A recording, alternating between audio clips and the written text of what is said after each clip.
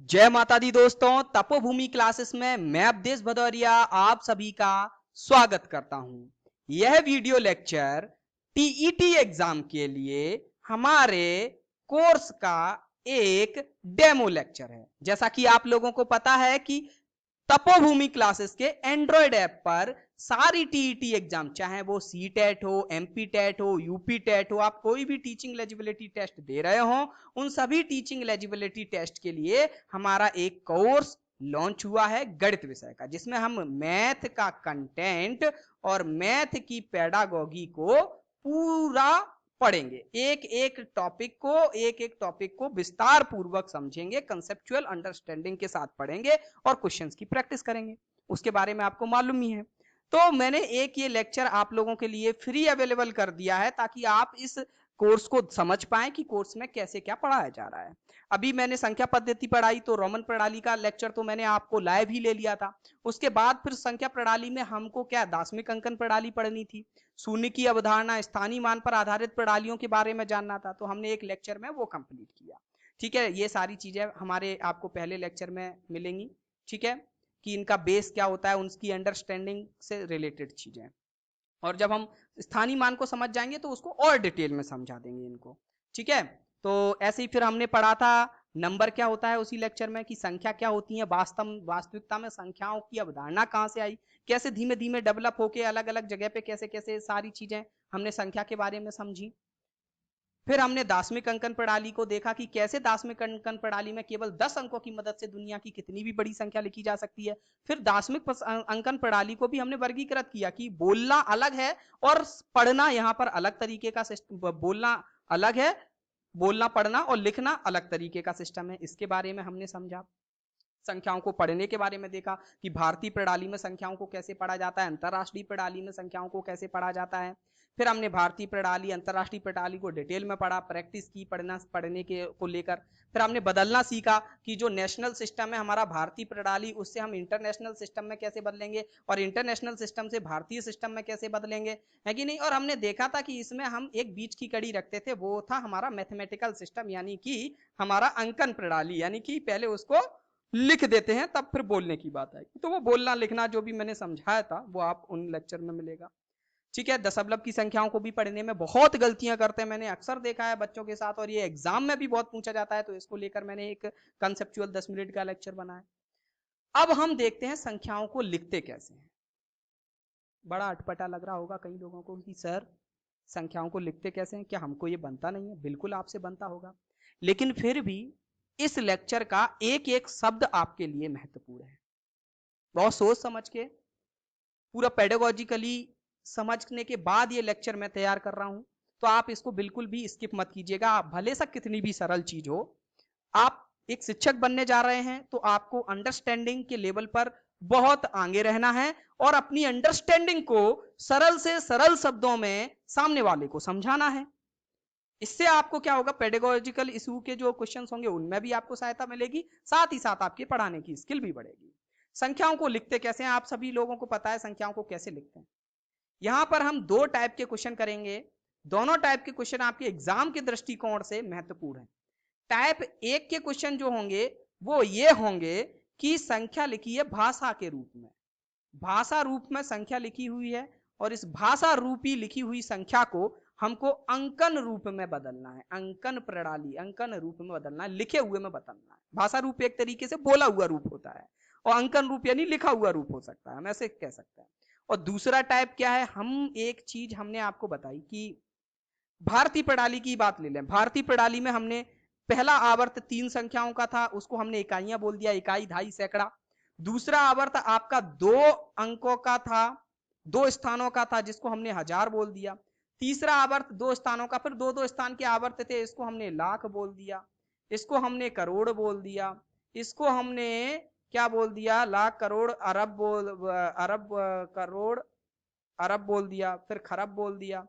अब एक बात बताओ, हम इतनी रिच प्रणाली हमने विकसित की, दुनिया को गिनती सिखाई भारत ने जीरो की मदद से, स्थानीय मान के कंसेप्ट को लेकर, कि केवल 10 अंकों की मदद से दुनिया की कितनी भी बड़ी संख्या को लिखा जा सकता है। इन 10 अंकों की मदद से 0 से लेकर 9 तक के अंकों की मदद से दुनिया की कितनी भी बड़ी संख्या को लिखा जा सकता है। लेकिन संख्या को बोलने में तो अभी भी दिक्कत हो रही है, क्योंकि हमको हर 2 आवर्त के बाद एक नया शब्द जोड़ना पड़ेगा बोलने के लिए। और ऐसा ही दशमलव के बाद था। दशमलव के पीछे इस बिंदु को हम क्या कहते थे? दशांश कहते थे। अगले पॉइंट को हम शतांश कहते हैं, उसके अगले पॉइंट को हम सहस्त्रांश कहते हैं। तो मैंने बताया था उसके आगे ज्यादा को कोई नाम नहीं दिया गया है, ठीक है। तो इस तरीके से यहां पर भी था। तो यहां पर भी दशमलव के पीछे कितने भी अंक हो सकते हैं। मान के चलिए आपसे पूछ दिया जाए, आपसे कोई बोले कि आप इलेक्ट्रॉन का द्रव्यमान बताओ, आप प्रोटॉन का द्रव्यमान बताओ, तो उसको क्या आप बोल पाओगे? सही तरीके से बोल पाओगे क्या? नहीं बोल पाएंगे।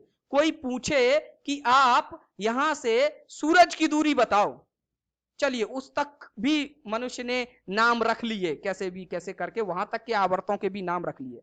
कोई और पूछे गैलेक्सी के बीच की दूरी बताओ, तो वहां पर फिर हमें नए नाम रखने पड़ेंगे, नए आवर्त आएंगे, क्योंकि संख्या वो बड़ी हो जाएगी। तो उस कंडीशन में हम क्या करें?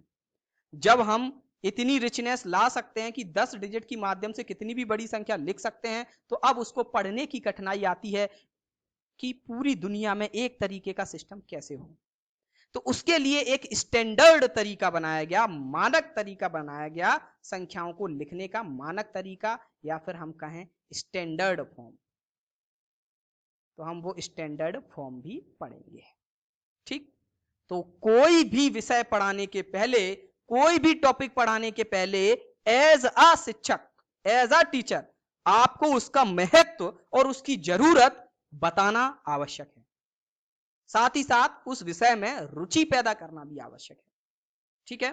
तो चलिए अब हम आगे बढ़ते हैं और देखते हैं पहला वाला टाइप। सिंपल है, 7,53,608 को कैसे लिखेंगे।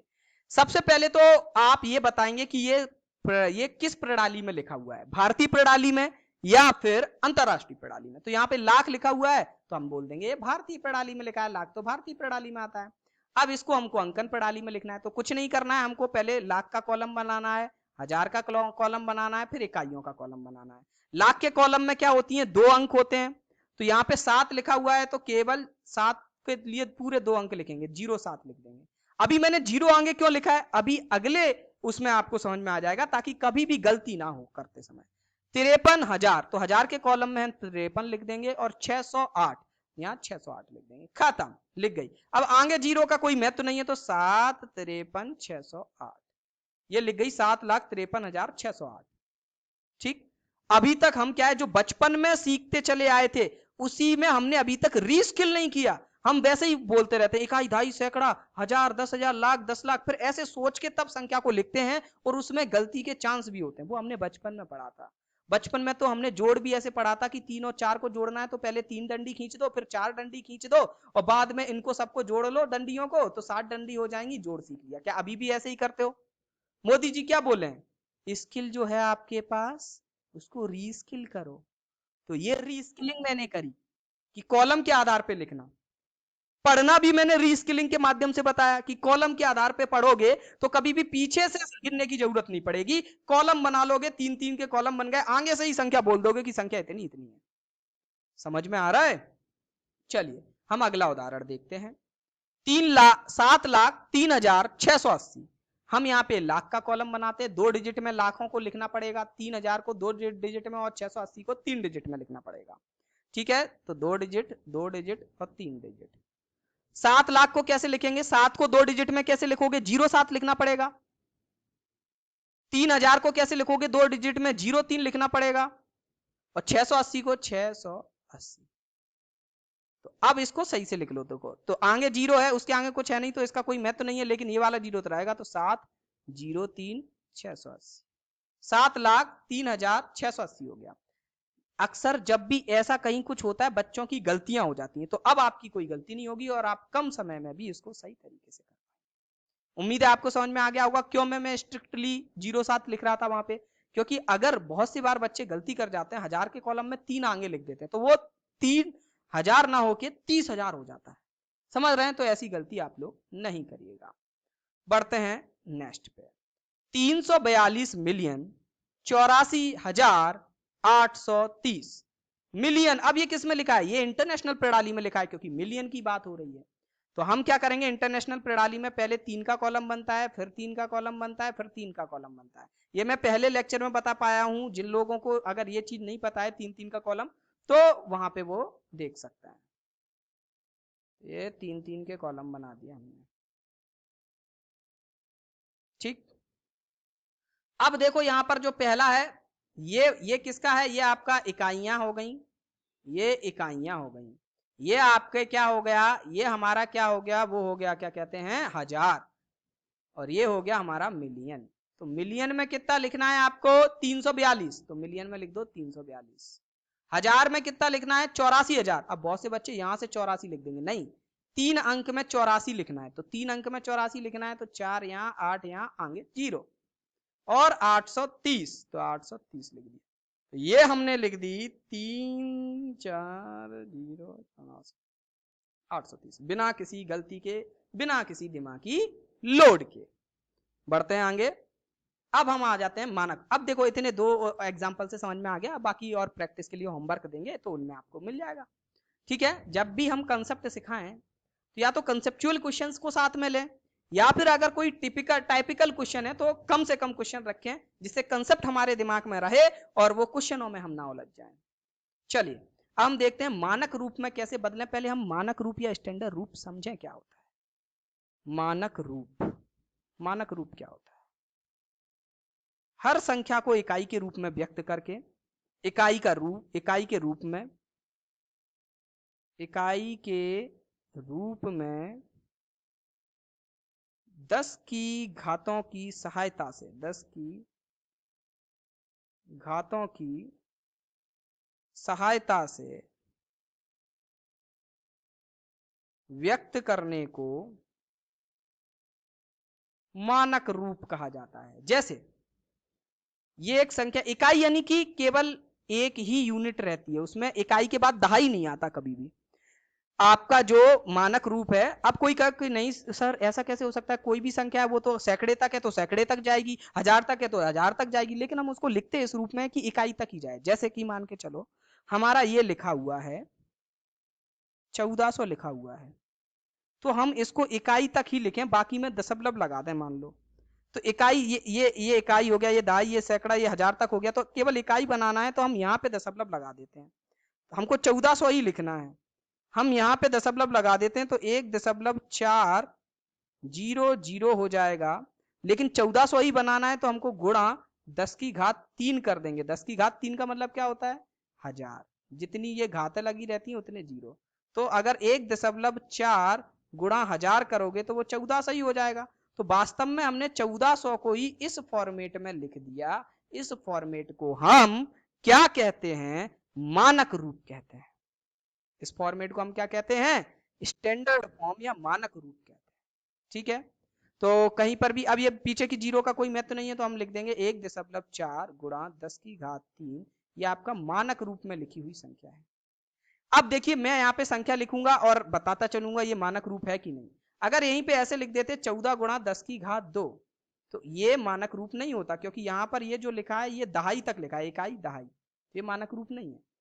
ऐसे लिखा है 3.245 गुणा 10 की घात -16, तो ये भी आपका एक मानक रूप में लिखा है, क्योंकि दशमलव के पहले एक स्थान यानी इकाई तक ही है, बाकी दशमलव की जो भी संख्या है वो कर दी है फिर 10 की घात -16, ठीक है। वास्तव में ये संख्या दशमलव के पीछे बहुत छोटी संख्या होगी, लेकिन इसको भी हमने इस रूप में लिख पाया। इससे होता क्या है कि 10 की घात से हमको संख्या की कोटि पता चल जाती है, संख्या की रेंज पता चल जाती है, और संख्या जो छोटे शब्दों में ही लिखी होती है हम तुरंत बता देते हैं ये बड़ी है, ये छोटी है, ये इससे इतना गुना है, ये इससे इतना गुना है, इस कोटि की संख्या है, उस कोटि की संख्या है, ये चीजें हम आसानी से समझ जाते हैं।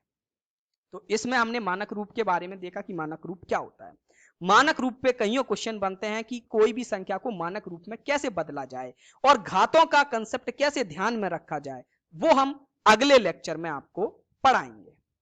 तो अगर आपको ये लेक्चर पसंद आता है, सारे लेक्चर ऐसे ही कंसेप्चुअल हैं, तो हमारा ये कोर्स हमारे ऐप पर जाकर जरूर खरीदें। अभी 2 दिन के लिए ये आपका 299 रुपए में ऑफर चल रहा है, तब तक आप इसका फायदा ले सकते हैं। धन्यवाद। जय माता दी।